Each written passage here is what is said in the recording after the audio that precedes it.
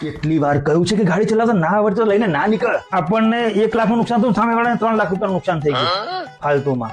અને પોલીસને બીજા 50,000 આપવાના થયા તો અલગ, અને વકીલના ચક્કર તો જો અલગ જ છે બાકી. પહેલા મારી વાત સાંભળશો. કોઈ મારી વાત સાંભળવા તૈયાર નથી ને. બોલ. પણ એના હાથમાં મોબાઈલ હતો અને બીજા હાથમાં બિયરની બોટલ હતી. અરે કોઈ પણ વ્યક્તિ પોતાના ઘરમાં બેસીને મોબાઈલ કરે કે બિયર પીવે, આપણે શું?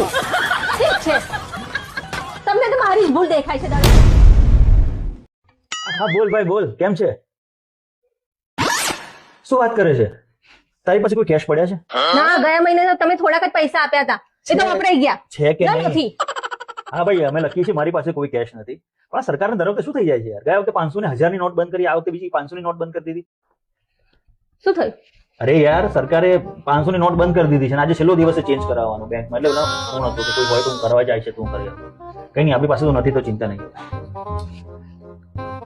સાંભળ. હા, મને તો યાદ જ ના રહ્યું. મારે તો થોડી કેશ પડી છે, હું લઈ આવું. લો, ચેન્જ કરી આવો. સારું કર્યું પણ તે યાર. લે, કે પાછા આપ્યા? મારે ખાલી 5,000 ની જરૂર હતી. Thank you.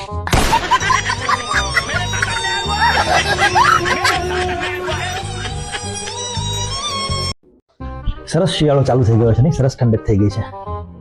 જો જો ખરતો તારો ને 20 માંગી લો. એમ વિશ? હા. એ ભગવાન મારી બધી જ વાતો માને છે.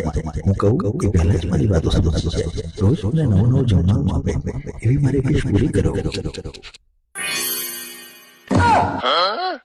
એવું તો શું આવ્યું? પાછો જતો રહ્યો એની જગ્યાએ તારો. અરે વાલી, મેં ભગવાન પાસે એવું માંગ્યું કે મને આટલી સરસ પત્ની આપી છે, મારે કોઈ બીજી વસ્તુની જરૂર નથી. હે તારા દેવ, તમે પાછા તમારી જગ્યાએ જતા રહો અને કોઈ બીજાને કામ લાગો. અબે સાલે